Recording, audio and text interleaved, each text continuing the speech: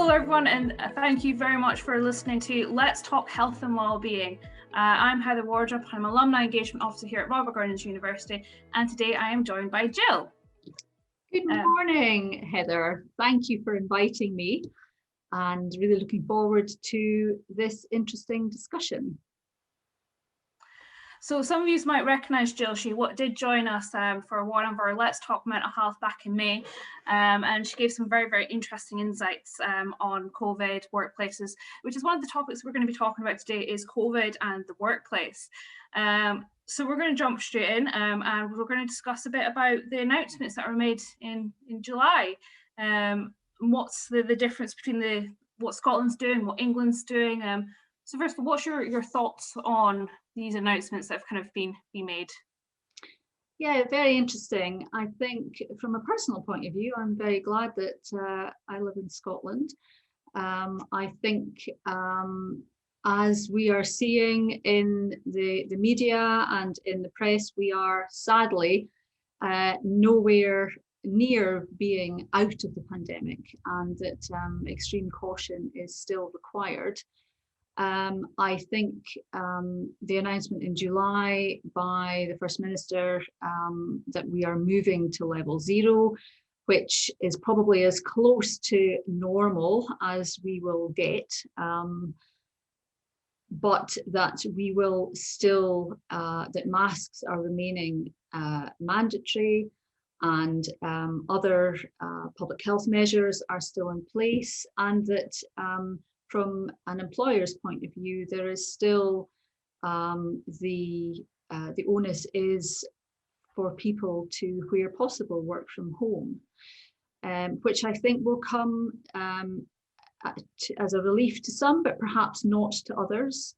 But in England, as of the 19th of July, it seems that everything is fair game. And I think that from an employee and an employer's perspective, that poses huge challenges. The fact that the advice is that you can wear your mask, but it's not mandatory, I think is, from a personal point of view, madness, really.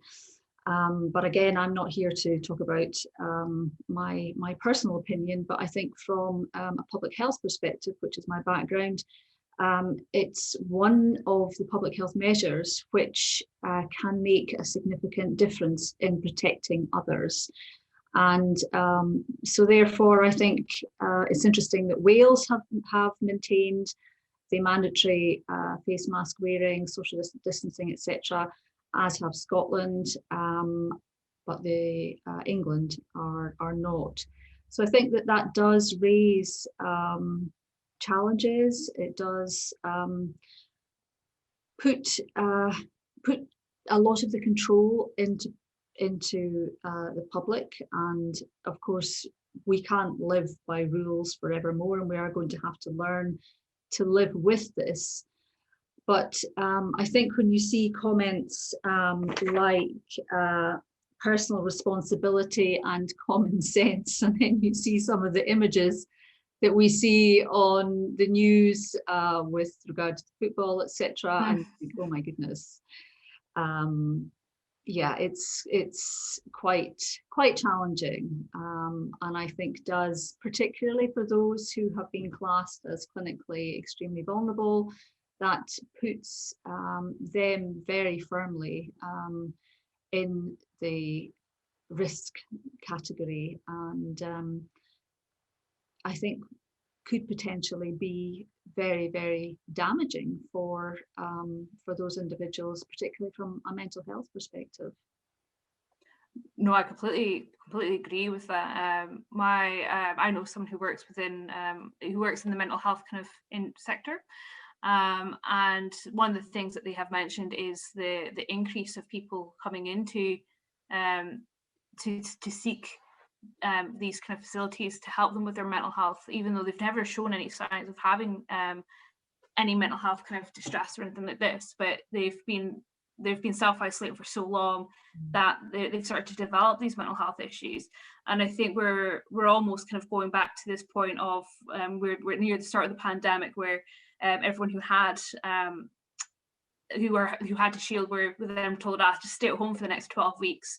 And there wasn't really much thought going into the socialization. Like, we're social animals, we're social beings, so like we need that socialization. And there's only so much you can really get from these FaceTimes, and like just FaceTime, because you like it's not the same as being with someone, but we're slowly getting into the point of this being normal. So I can see how it would really actually impact the social, like the mental and social health of people who are shielding, like, and the anxiety that must cause them, knowing that if they go to the supermarket, majority of people will no longer be wearing masks. Like, I find the supermarket's one of the most stressful places because no one's wearing masks. Everyone seems to have this mentality of like, I must get all my stuff now before anyone else gets it, kind of thing. Even though there's plenty of stuff to go about, they also seem to like, I must get my stuff now. And for anyone who's shielding, like going to the supermarket or getting something, like even touching an apple can almost have could have COVID on it, and so it could cause a lot of stress, anxiety, and issues. And I can't imagine what return to the workplace is going to be like for them as well, especially if they're working in big industries where like there's lots of things that people are touching, there's lots of people walking past, corridors are all kind of, they're not the widest corridors, but there's but it's still not like a meter distance, 2 meter distance to walk past someone. And yeah, no, I can see the anxieties and how this can actually really affect people. I should say I'm quite glad that we are in Scotland.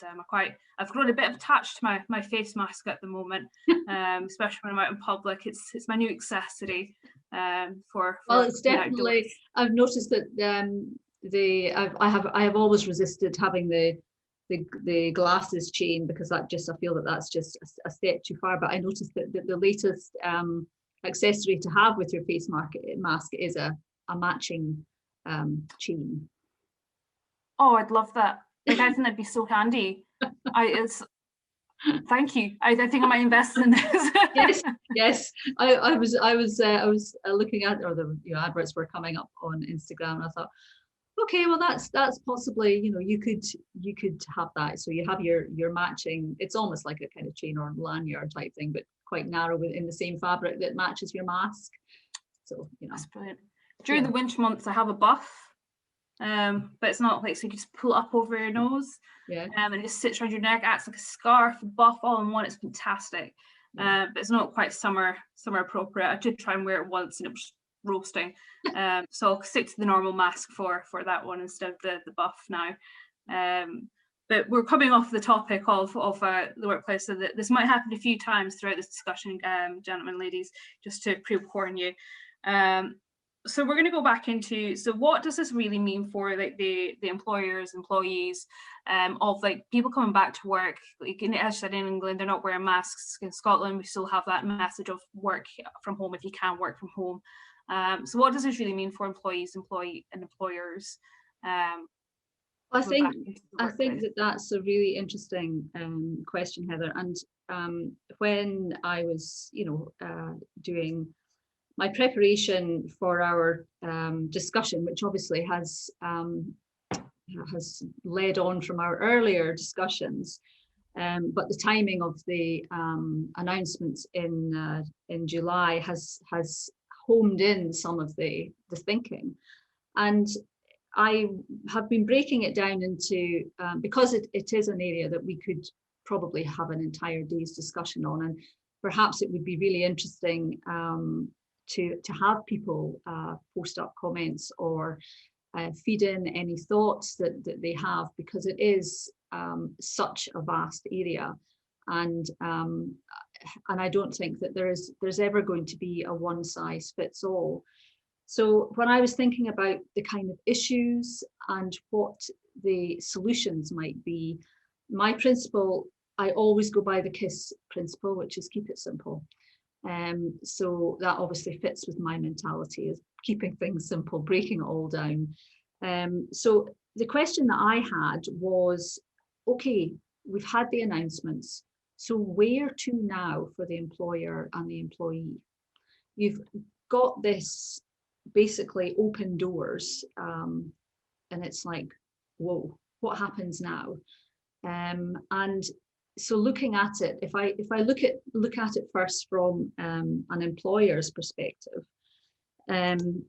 the one most important thing that I would recommend from an employer's perspective is that they are actually communicating with their employees. And that sounds a really, really simple thing, and stating the obvious, but actually it's very often the thing that employers do the least. And obviously thinking back to pre-COVID times, people were in the office, they were going about their business. There perhaps wasn't the same need to communicate on the same level. But we are in uncharted territory, and from a health and safety perspective, if you're looking at it in terms of how to develop a COVID safe workplace, that's obviously where your health and safety manager will come in, your facilities manager will come in, but when you actually start looking at the health and well-being of your employees, you're going to have to communicate. You're going to have to find out, where are people in all of this? What are their thoughts? And you could make that really complicated, or you could make it really simple. But by finding out where people are and what they are feeling and what their challenges are, will allow you to then develop a clear strategy on how you actually move forward. And unfortunately, there are not always going to be good employers, and there will be employers who will simply follow the letter of the law and say, okay, if we're looking at England, for example, you don't have to work from home anymore. And that then raises massive challenges from that individual's perspective, which we'll come on to in a minute. So if an employer takes the immediate step of, it can be something really simple. It can be a 10 question SurveyMonkey questionnaire that goes out to every single employee, asking 10 key questions. You will very quickly gather information in on the areas that you want to know. And it can be, obviously each employer will want to know different things, but how are people feeling? Do they want to come back into the workplace? If they've worked successfully from home, do they want to continue working from home in short, medium, long term? It will then allow the employer to look at how they actually develop a strategy going forward. And that knowledge is power. And sometimes I feel that I say the things that sound the most obvious, but sometimes these are the things that we kind of forget, because you think, oh, well, we'll know that. But actually, if you have engaged with your employees, you have got that information, and then that allows you to plan going forward. So I just want to quickly just touch back on one of the things that we've kind of mentioned, whereas in England, they have said that you no longer have to work from home, come work in the office. I find that quite an interesting way forward out of the pandemic, should I say, most because it is, like, for me, like, again, I'm an alumni engagement officer. I have no background in health politics or anything like this, just to clarify. So this is my own individual kind of opinion and thought on it, but it seems like there's other things that could be done first to support the health and well-being of the nation, rather than put people back into a workplace where it could cause anxieties, it could cause stress, and other kind of mental health concerns, especially when you're not longer enforcing the mask kind of rule there either. So from, like, we're a nation that has been working from home from, I believe it's been the 23rd of March or the 21st of March 2020 is when we kind of went from home working. And I believe that we have shown that we can work from home, like we're productive working from home, and we're getting the job done. Why are we then saying, actually, now you need to come back to the office now? Like, why is it, like, again, I don't know if you'd ever know this answer, but why do you think that's such a rush to get people back into the office? Is it just trying to create that kind of film of normality for people back in? Or do they feel like it's, if we get people back into the office, then we can start just bringing everything from the country back to normal. Like, this is step one of bringing the country back to normal. Like, what's your kind of thoughts in the rush to get people back into the office? I think that is a really interesting question, Heather, and I agree with everything you've said in terms of the fact that we have successfully demonstrated that you can, where it is possible to work from home. Obviously, people who are in the health and social care sector, people who are in frontline jobs, etc., where they can't work from home, that's obviously entirely different. So we are talking about people who can conduct their jobs from home. From a personal point of view, I feel that it's actually very, very odd to simply, it's just like opening the door and just letting the horses out and just saying, yeah, on you go. As opposed to actually thinking about, okay, what do we need to do in order to make this a successful transition? Because we can't go back to where we were. Offices will not go back to where they were. Workplaces will not go back to where they were. And it actually seems that trying to turn what is horrendous and continues to be a horrendous situation into trying to find some kind of positives or some kind of innovative new norm. We have that opportunity now. And so it would be so positive if employers and workplaces could actually think differently, could actually look at what a new working model would and could look like. There's been some interesting work done around the hybrid model, and this is where people, workplaces are working more flexibly, so that you will have some people, some days will work from home and other days will work from the workplace, or somewhere that's not the workplace but is a hybrid place, and that could be a rural hub, it could be a community hub. So there's a lot of research going on at the moment around different working models. A particularly interesting piece of research that and forward thinking was published in March 21 by the Scottish Futures Trust, and it's called New Frontiers for Smarter Working. And they've come up with some really interesting models and methods of working, and they have identified benefits, workplace and organizational benefits, based on the learning that we have taken from the pandemic. And it's quite hard when we're still in the midst of all of this, and there are still so many millions of deaths and so many millions of people are still affected, to actually find positives or take positives from the learning.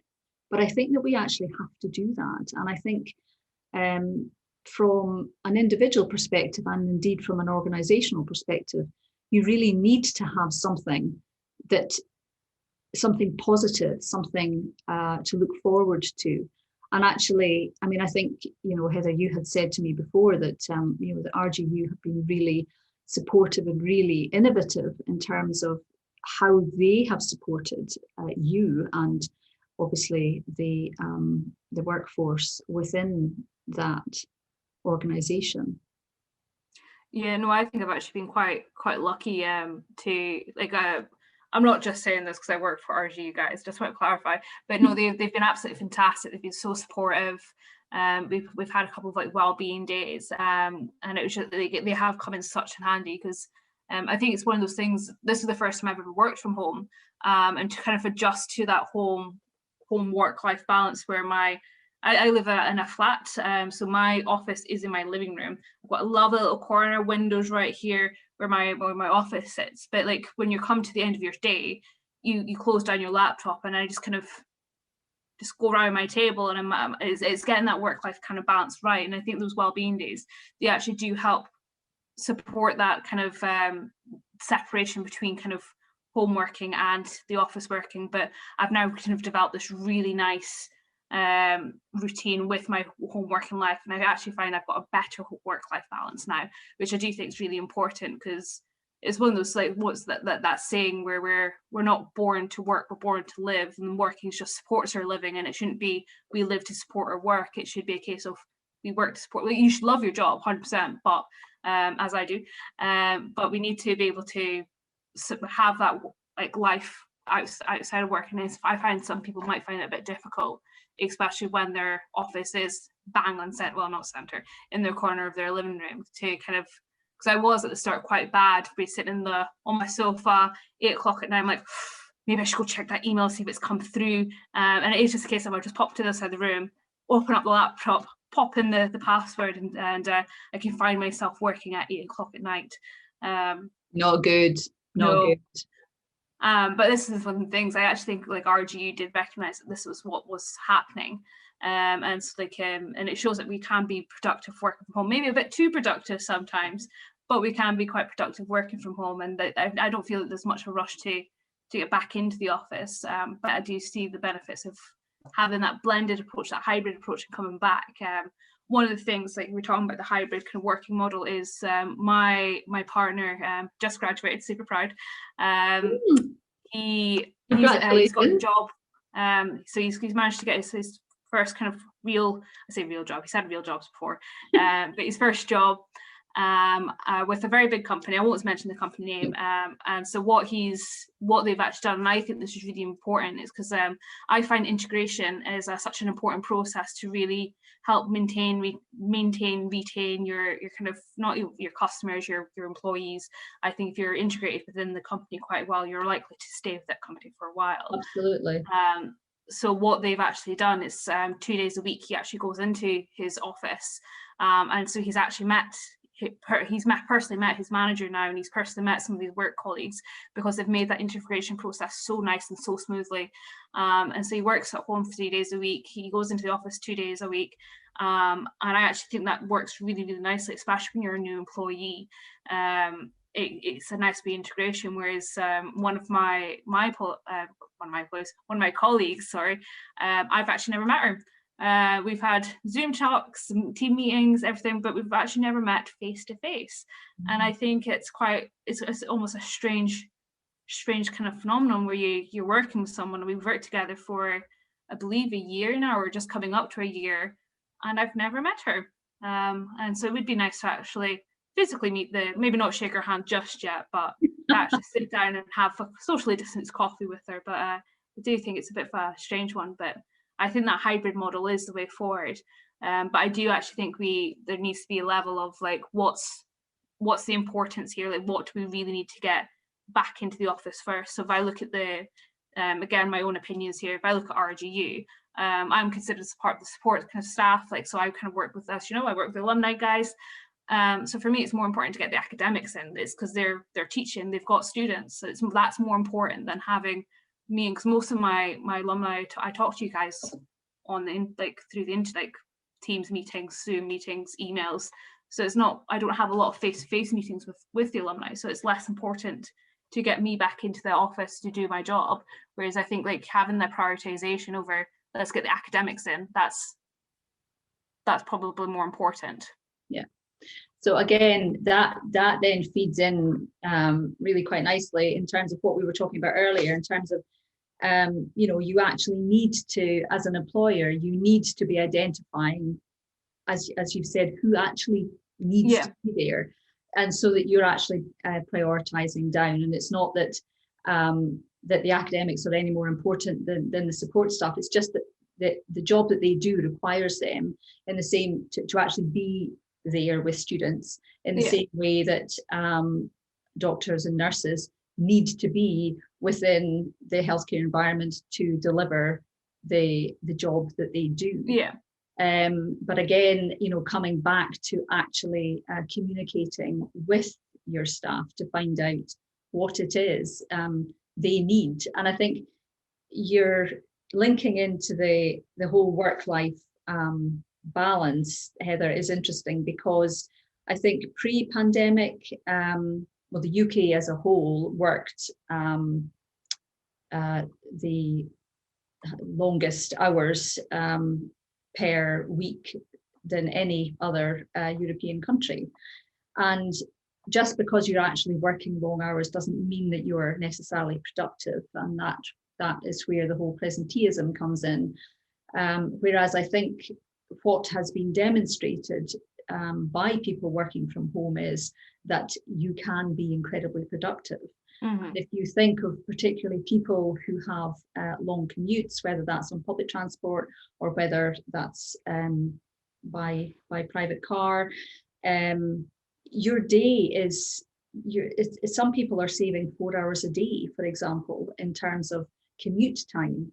So in terms of work-life balance, they, during the pandemic, may well have really found a fantastic work-life balance that works for them, their family, their children, and they're actually seeing more of their children. They're not rushing out the door at 6 o'clock in the morning, coming home at 8 o'clock at night or whatever. And I think that there will be a lot of people who will be really quite reluctant to let that go, because they have found a balance that works for them. They found a balance that works for their family and works for their health and well-being. And that's something that should never be forgotten about and must be up there in terms of organizational planning going forward. Because if you have a happy workforce and a healthy workforce, you've got a very productive workforce, and that means that you have got a good organization going forward. And so I think that a lot of the things that, again, we just all did because that's what you did. You know, you got in your car and you drove for the 2 hours and you worked for the 10 hours and then you came home and you were back on your emails. I don't think people want to go back to that. I think the fact that all the things that we took for granted, like going and meeting somebody for a coffee, like going out for a meal, mm-hmm. like hugging your family, seeing your loved ones, these are the things that you can put no price on. Yeah. And I think that these are the things that people will want to hang on to. And so I feel, I would like to think that we have a new opportunity here of reshaping the workforce. And I think that enlightened employers, if they can capitalize on this, have a really, really good opportunity to shape a new future.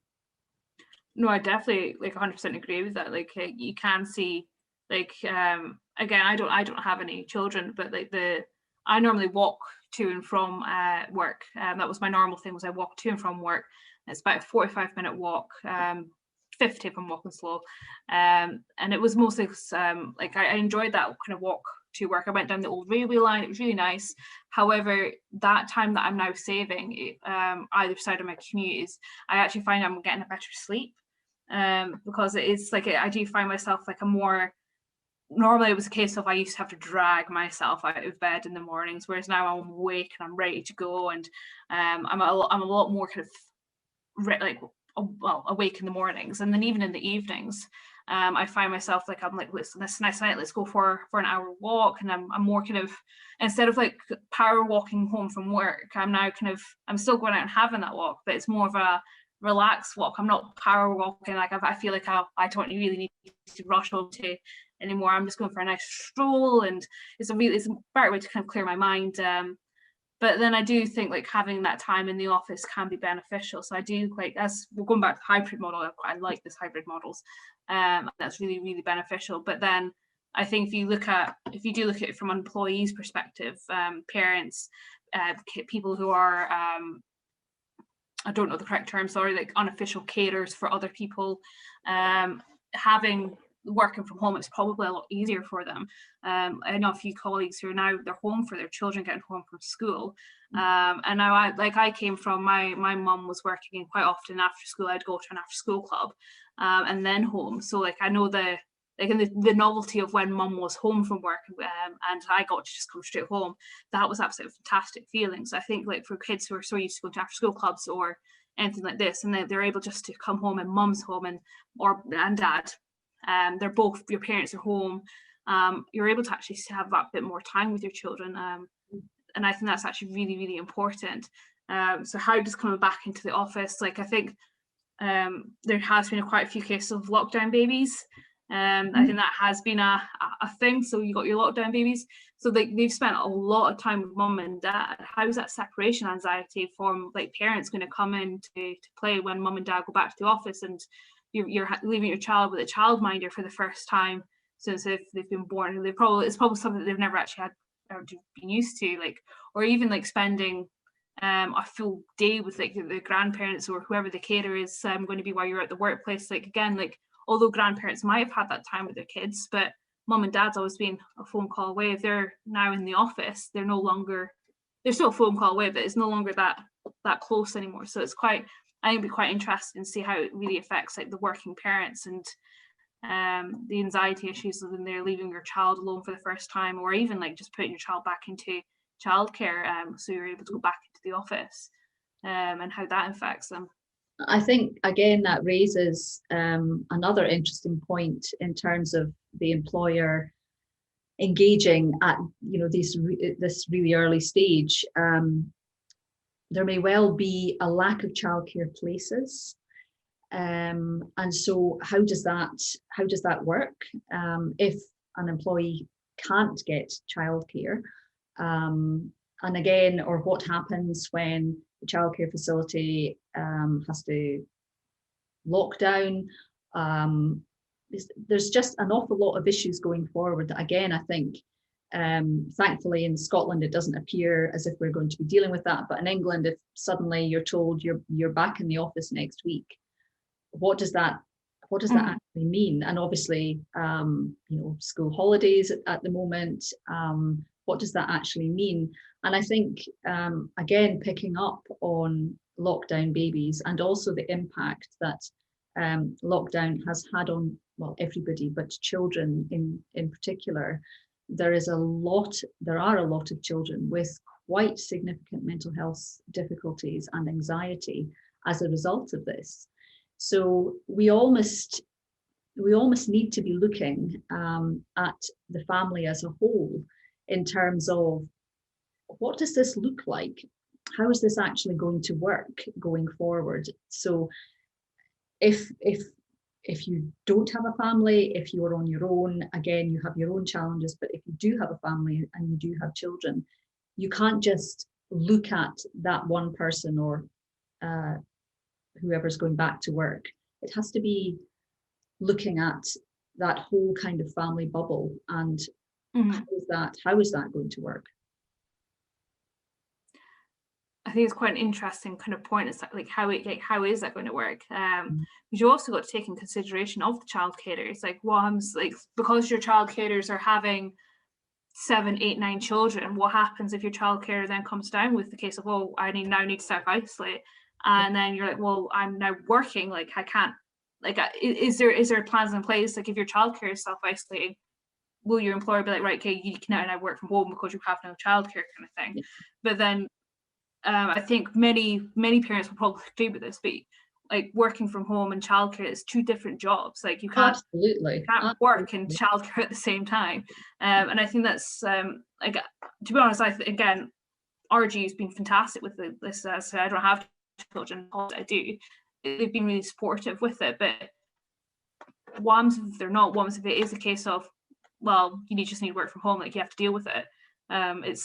It's where's the balance? Like, you need to get that kind of, like, how's that going to be corrected?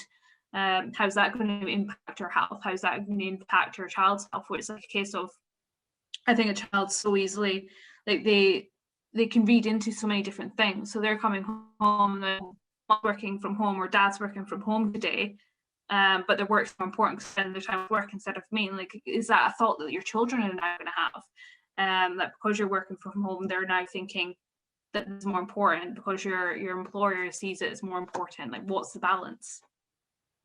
Yeah, I mean, I think that is really, really leading issue and question, and one that I think will separate out the good employer from the bad.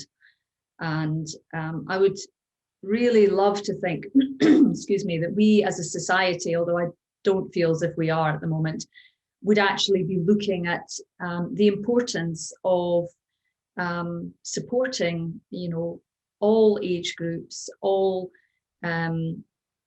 areas of society, and actually helping communities and society rebuild from this terrible, terrible pandemic. But I'm not sure about that. I think we've seen a lot of examples of selfishness and people feeling that they have a right to do something rather than looking at the fact that actually we live in a global world, we live in a global society. We need to help. We need to help everybody. We need to support everybody, because otherwise we're all not going to succeed or develop, or I've kind of gone off piece there, but I just feel again that we have opportunities. It would be lovely to think that we could actually use these opportunities to develop something that's more holistic, that is more rounded, that is going to work for everybody, and that at the end of it, we might actually have a better work-life balance. We have, a better work-life balance. I do really hope that this is something that does actually come out from this. I think it'd be really interesting to see what the future kind of really holds.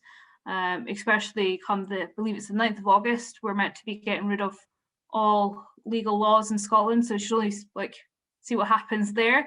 But I want to come back into returning to the office during the pandemic, and have a kind of questions around like the mask wearing and vaccinations. And I realise vaccinations can be seen as a bit of a controversial topic for some. I think it's quite an interesting topic. So we'll start off with like masks, like coming into the office, wearing a mask, not wearing a mask. When should you wear a mask? Can you be mask free at your desk, or does it all depend on like what the ventilations is, the capacity of your office?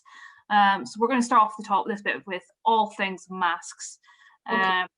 Okay. So we have a bit of a definer, because I feel like we can blend them so easily and go completely off topic with them both. Oh no, I think you're absolutely right. I think with regard to masks, and obviously the health and safety executive and the COVID safe guidelines that the government will have and will continue to publish will have to be adhered to. My understanding at the moment, and again, that may well change however many weeks down the line or towards the end of August or whatever, is that depending on the space within the workplace and how well spaced out the desks are, and ventilation, that you would wear a mask to come in to the workplace, and if you were with other people in a closer proximity, you would have your mask on. If you were at a desk that was 2 meters apart from somebody else, then you could take the mask off. But again, that is down to individuals themselves, and indeed individual employers. I think that the whole mask debate again is, I personally feel that it's not comfortable wearing a mask, but you do it, and you do it to protect other people. And it's actually, I personally feel that it's a very, very small price to pay to protect others and also yourself, and to have that kind of security blanket, for me anyway, to have that security blanket on, I feel safer with it on. But there will be people obviously through a health condition who can't wear masks, and again, how are you going to feel in the workspace environment with somebody who can't wear a mask? Is that going to cause any kind of challenges, any kind of difficulties? A lot of these things are kind of practical, but I think that given that we have been out of the workplace for 17 months now, I think, there are a lot of questions that over things that we would have taken for granted before. So I think the mask issue, I think from an employer's point of view, they have to be very clear, so that there is no ambiguity from a staff point of view. And I think that would make it easier for everybody. I don't know how you feel about that, Heather. I very much, for me, I see the masks is treat it like you would if you're in a restaurant almost. So when you're in a restaurant, when you're walking about, your mask is on.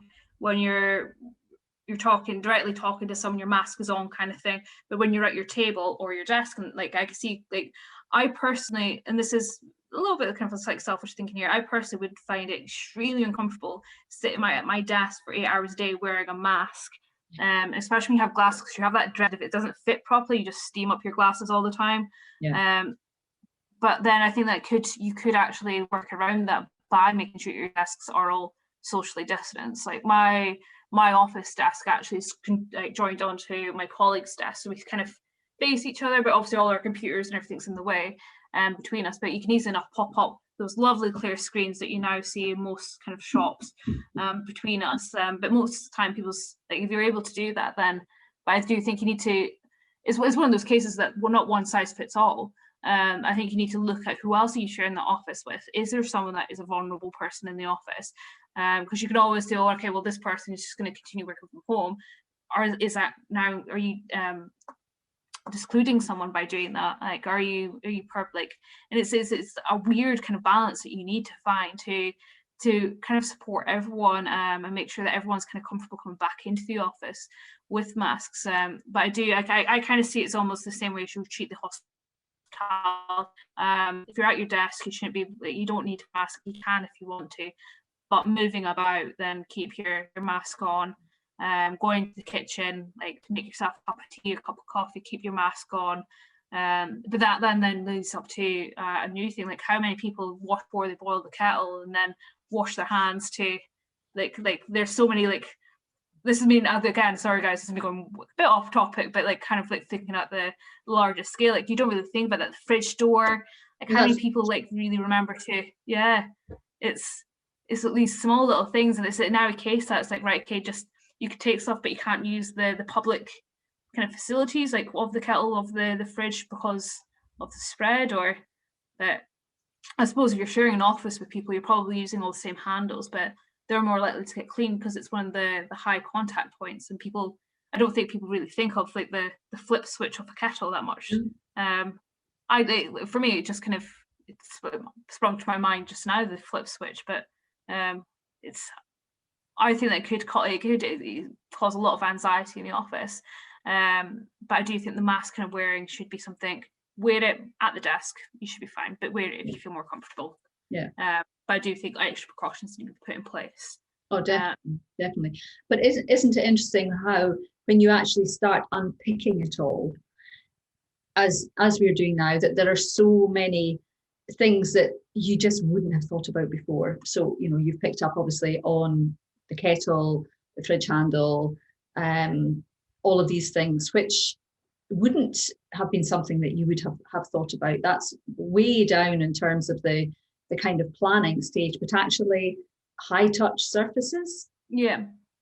Well, this is I was having some conversations with my friends, and one of them had said that she no longer uses door handles where it's possible. So like push doors normally have that metal bit where you push. And she no longer uses it. She uses the wooden panel to push the door open. I'm like, actually, I see quite a fair few people doing that. Like they've missed that point there and they go for the wooden part. So it looks like, because they think, oh, no one else is doing this. And it's actually, now that's actually a high touch, like high contact surface. And it probably isn't getting cleaned that often because people don't think it is. They go straight for the metal panels. It's probably cleaner to touch the metal panel than it is the wooden door surface. But again, that's a whole other conversation that we can have around it.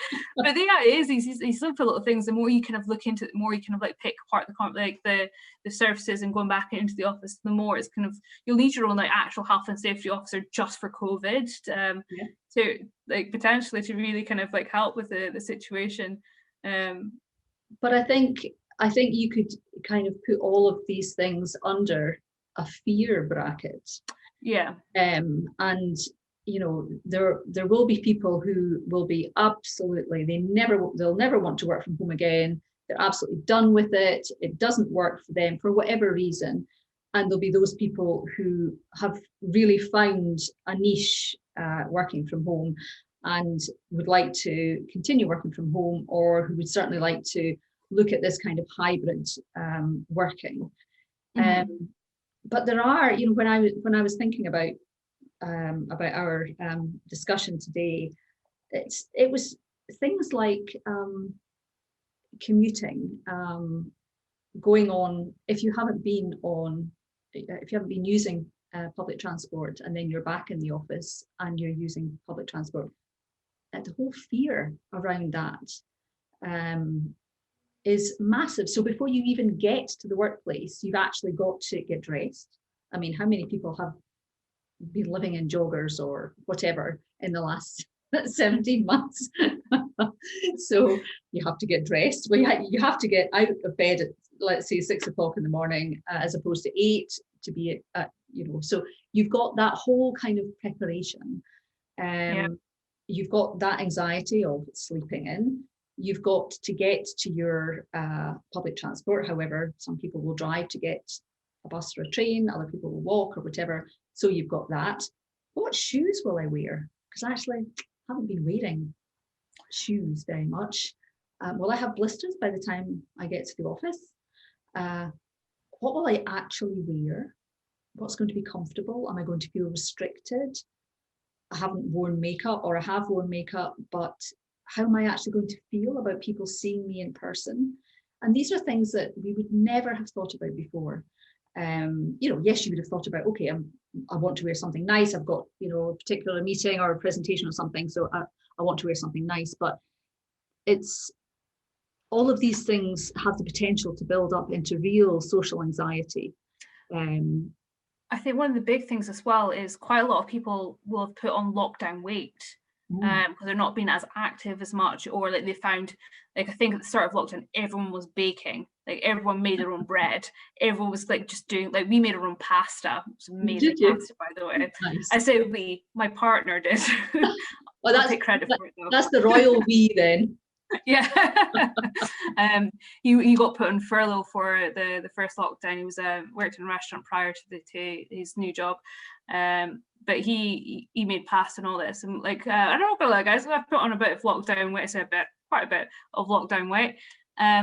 So some people might actually be really self-conscious about, oh gosh, I've put on X amount of pounds. How am I going to be returned to the office? Like, and they might be like really quite uncomfortable returning to the office with the extra weight on, and I think that could cause actually quite a bit of anxiety, which could actually potentially lead into, and again, I go very dramatic very quickly, guys, could potentially lead into like eating disorders or stuff like this. It could be a case of, instead of having that lovely sandwich I've been having every day, I'm now going to stick, and it could be seen as a good thing, like get you back motivation, but it's a difficult one. I find that there's a lot of anxiety returning, and I think like as you said, what you're going to wear, what you're going to do, getting up earlier, even to do your hair. Like, guys, this is the first time I've done my hair, and it's not even that great. And like my work colleagues are so used to me being in this high messy bun now, because it's just I put it down for you guys especially.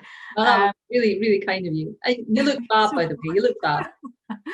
But it's one of those things, like you're gonna have to get up a lot earlier, and then I don't know about you guys, but I'm very much like, I get up, my body clock's so like it's very, very like good. So like if I go to bed at a certain time, doesn't matter what day of the week it is, I'll get up at a certain time. So but if I change my sleeping routine, it really, like, it doesn't matter how late at night I go to bed, I'm still waking up at the same time.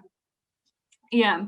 So like I find like it will take a while to readapt into to that kind of way again. So like if getting up at like that early just to get ready for work and to walk into work, like how's that? I could get very cranky if I haven't had enough sleep, guys. So it could, like, there's a lot of different things that can affect like going back into the workplace. And I'm not saying that it's a terrible thing to go back into the workplace. I think it would be great to see my colleagues or meet one of my colleagues for the first time. But I'd like maybe a bit more notice in a week that I'm returning back to the office. I was just going to say, I think in terms of that whole kind of social interaction, yes, you've seen people by video, etc., but you're only seeing them from the kind of waist up. To actually be with people in person, again, brings its own challenges, because we have been keeping our distance, etc. So how will you feel when you're actually in the workplace and there are 5 people there? It's, that could be a huge challenge. So I think that there is a lot of potential fear. I'm not wanting to be hugely negative, but I think it's important to recognize that a lot of the things that people will be fearful of are quite simple, and things that we never would have thought about before. Yeah. And I think that that's something that an employer really needs to be aware of, and looking at the kind of space, whether it's the workplace or, how is there going to be any social space? Is there an outdoor space? I mean, again, I think looking and thinking about the actual aesthetic look of a place. Can people go outside? If not, could there be somewhere that there could be, fresh air? I mean, I think a lot of careful thinking has to be done around ventilation, around where people can actually get away from their desks safely, whether that's themselves or whether that's, more than 2 or 3 people. So I think there is a lot of planning and thinking required. Yeah. Both from a sort of physical space perspective, but also from an emotional perspective. Yeah. No, I definitely think so. Especially, I think there's you've almost got these 2 types of people as well at the moment, where you've got the one set of people who are ready just to jump straight into it. They're ready to go. Let's have all the meetings. Let's grab this coffees together. And then you have the more kind of I'm not overly comfortable with that yet. And it's just also be mindful of your colleagues and what their comfort levels are as well. I think that's quite a big priority coming back into the office. It's all we can talk about what the employer can do to support their staff and what staff can do to support themselves. But what can we do to actually support our colleagues as well? And how can we make that transition easier? I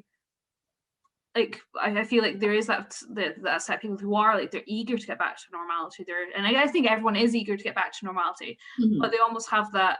I've been double vaccinated. I'm all good. I'm good to go. I'm and they're ready just to jump straight back into it with both feet. Whereas there is a couple of people out there, let's say a couple, some of the population is testing the waters, what they're comfortable with. So I think we do need to be mindful of each other, as well as how we can support coming back into the workplace from an employer's perspective as well. Yeah, and I think we're hearing a lot of the term personal responsibility being talked about, and yes, of course, people have to take personal responsibility, but that's all well and good if people round about you are being respectful. But if you are surrounded by people who are not wearing masks, or who are not being respectful of space or whatever, that's quite an issue. So I think in terms of what you as an individual can do yourself, going back into the workplace, is to actually identify what you are comfortable with, and also recognize that this is kind of a journey. I know that sounds like journeyman, but you're not going to necessarily jump back in and say, oh yeah, I'm fine. First day will be really probably quite difficult, but then gradually, as you become more familiar. But I think one thing that I would certainly recommend would be to actually think about what you are comfortable with yourself, and be willing to say to your colleagues, actually, and it could be done beforehand. You know, you could as a team, you could actually have some ground rules yourselves. You could say, actually, this is what I'm comfortable with, and this is what I'm not comfortable with, so that you're not going into the office on that first day thinking, oh my goodness, I really have no idea whether my colleague's going to grab me and hug me and say, oh, it's 2 years since I've seen you, or whatever, you know. So you can actually perhaps prevent some of that anxiety by a little bit of preparation and just being comfortable yourself with what your own boundaries are, and also being comfortable and feeling strong enough to say, actually, I'm not ready for that yet. No, I do. Yeah, I think these important discussions to be having, especially prior going into the office as well, just to kind of set those boundaries. But then you've also run the risk of Britain. We're quite a polite nation, and some of us aren't comfortable being a bit like they don't want. If someone goes ahead like, oh yeah, I'm comfortable with everything, then that there might be that person behind that's a bit like anxious to really speak their mind. So it's just kind of know your colleagues, be mindful of each other. And really have that discussion and make sure you have it down. And if you are uncomfortable with something, it is a case of just speak up. I think that's one of the key messages we've really been having recently: is speak up, speak out.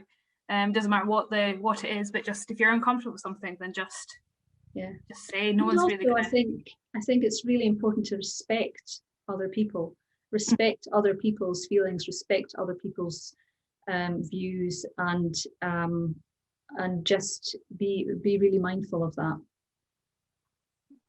Going from respecting other people's views and other people's opinions, I'm going to turn to the vaccine conversation. I realise this can become quite a controversial kind of topic. I think it's quite an interesting topic. So currently, at the moment in Scotland, all adults have been offered their first dose of their vaccine. So not all adults have taken it, but it has been offered to all adults in Scotland. Sorry, and I believe quite a significant number of those people have actually agreed to take the first dose. However, there is also people who have decided not to take the vaccine. I'm a little bit tempted to call like anti-vaxxers, but they're not. I don't think they're really anti-vaxxers as such, because that's a wider discussion. But coming into the workplace, should we be discussing yes or no, have I had the vaccine, have I not had the vaccine, or is it none of your colleagues' business? Is it something that we should just tell our employers, well, I've decided I'm not going to get the vaccine? Like, should this be a conversation had, or should it just kind of be left as it is, and people will never know if Tom over there has had his vaccine or not? Well, that's a very interesting question, Heather.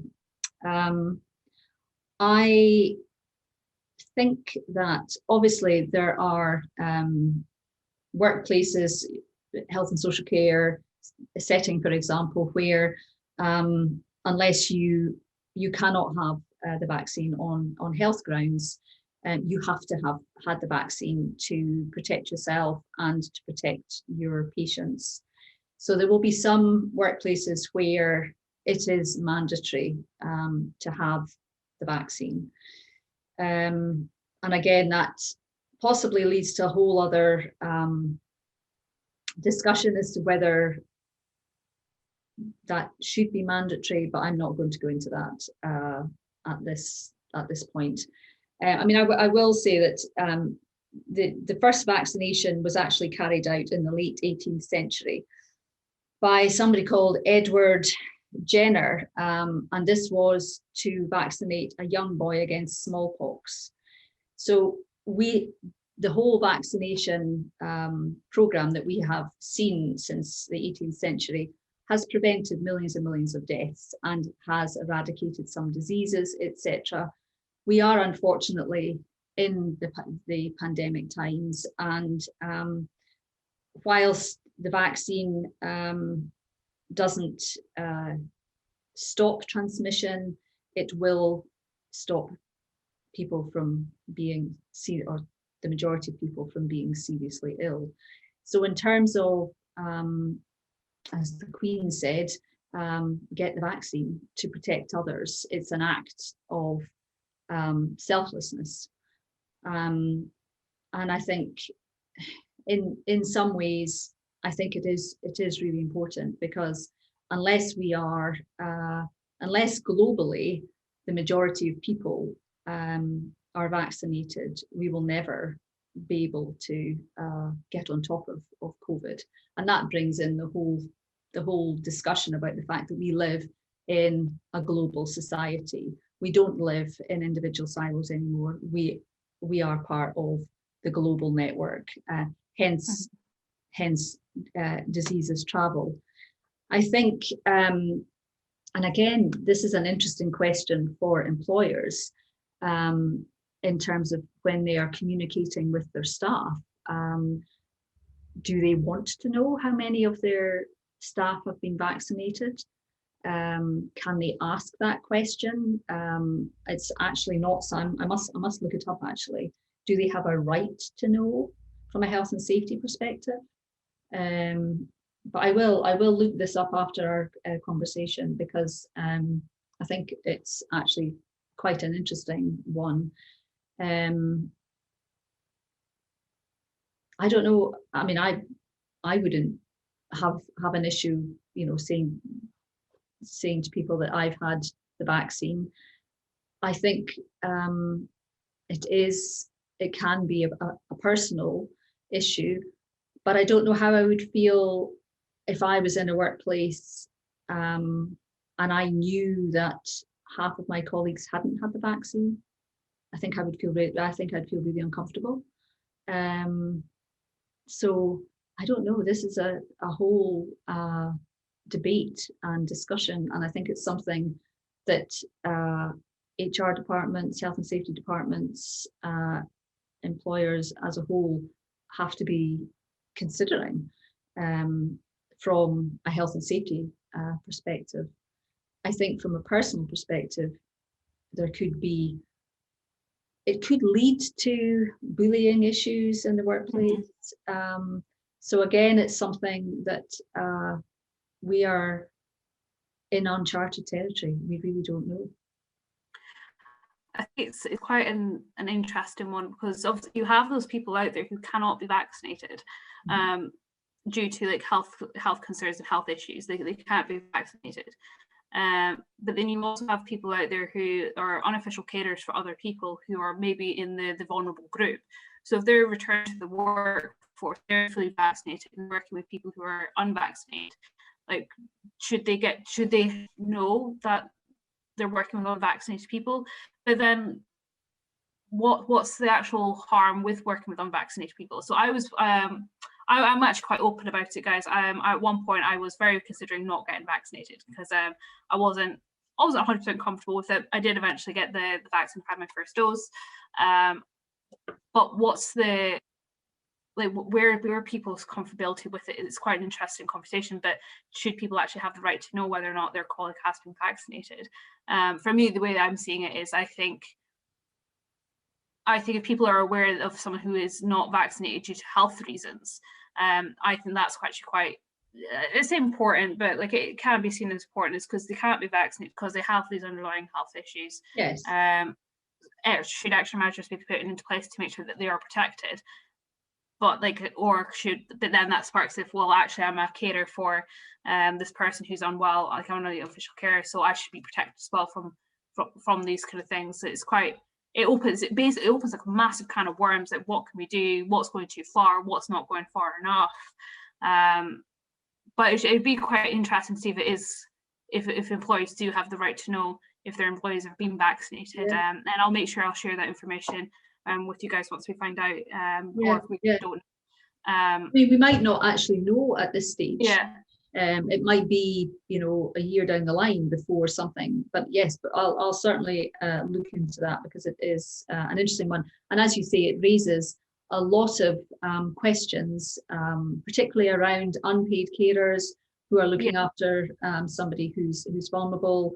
So yeah, I think it's it's a challenging issue. I want to just thank you for, I completely forgot the term unpaid carers, so I've been using unofficial carers. That is not the correct term whatsoever. So anytime I've said unofficial carers, I've meant unpaid carers. I do apologise there. It's one of those things where it completely just slips your mind, and you just kind of make up your own kind of term for the time being. But thank you for reminding me of the term for that. But yeah, it's I think it's an interesting kind of conversation to have. And then you've got the conversation around the boosters as well. So they're bringing in the boosters, and what happens if you have both doses but you don't really want to get the booster? Like, how does that really play in? Like, is that an ethical question to be really asking your colleagues? Like, oh, if you had your booster yet, will that provoke bullying, or will isolating from a colleague because they've decided not to get the booster, or they've decided not to get the second dose, or like what's like, because I think like as well in saying that from a vaccinated point of view, like someone who's vaccinated, I feel uncomfortable working with I am uncomfortable working with someone who's unvaccinated, or I'm uncomfortable working with someone who's refused a booster.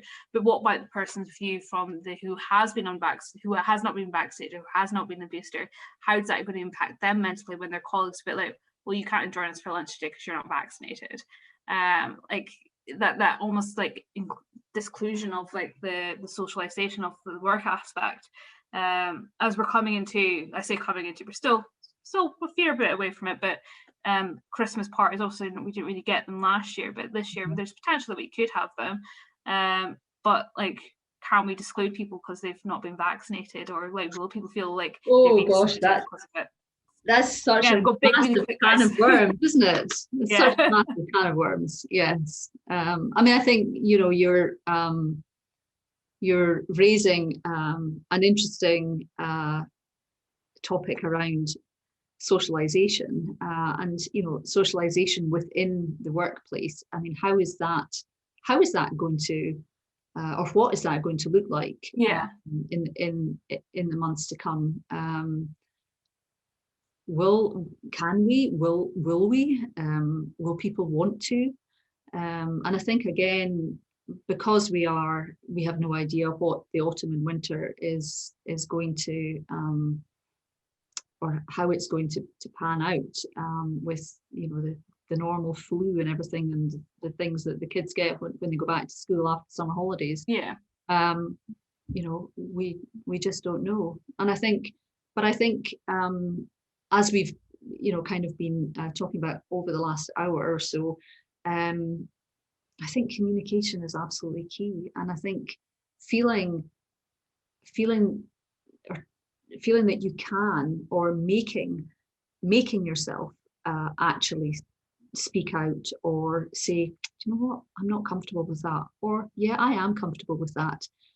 Because I think that unless people communicate how they're feeling, and it might be over the things that we would never have thought about before, then the mental anxiety is going to just completely overwhelm some people.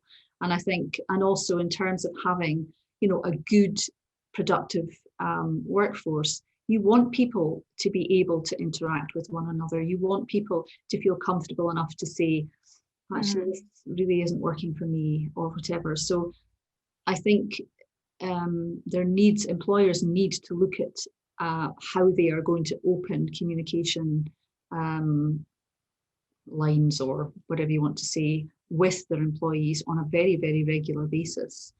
Not in an overwhelming way, but in a way that they are actually able to tap into what's actually going on. Otherwise, you're then just going to have people going off sick, and that just brings in a whole other set of issues for the remaining team. How are they going to cope? They're going to have their workloads are going to increase, etc. So I think there really is a balancing act that's going to have to be struck, and we don't have a manual for this, because we've never been through it before. No, but I think you've raised some really, really interesting points, and I will kind of bring this kind of conversation to an end, because we could roll on about this for a very long time. Yes, forever. But I think some of the key points for me that came out from this is communication. As you said, it needs to be a strong kind of and clear line of communication between employer, employee, employee to employee, or even employee to employer. Then that needs to be strong. You need to be able to feel comfortable, speak out. Take your employer or your employee to the side to speak to them in private if it's something you are uncomfortable with. But I think that's really important to kind of get out there, is that communication, being mindful of each other, being self-aware, having that personal responsibility, making sure that that's kind of like in place and that you're comfortable with it. And just remember that not one size fits all. So you could have this fantastic plan in place to return your employees to your workplace and how it's all going to work out. And it looks absolutely beautiful, so beautiful, you've laminated it. But there's that one person or that handful of people that it just doesn't fit. And you need to be able to have that contingency plan in place to make sure that it is fitting for them, but not excluding them from the whole workplace life as well. But I think that there is really interesting discussions, and I'd love to hear our audience's view on this topic as well. There will be a link on on the bottom of this YouTube recording for our discussion where we'll be talking about this. It'll be an open discussion, it'll last a month, and more information will be seen below. But thank you, Jill, for sharing your expertise with us, sharing your thoughts, your opinions. I think this has been a real eye-opening discussion. I think it's something that we could talk for hours on it. And it'll be interesting to see the developments of returning to the workplace and how that's going to be. And if we do have this great opportunity to relay the foundation stones of what it is to be a working professional and how that's going to impact us moving forward. Are these hybrid models going to work? Will we have this 50-50 work from home, work from the office kind of balance? Or is it going to be a bit more flexible, a bit more kind of structured than that? But thank you so much for sharing your thoughts with us today.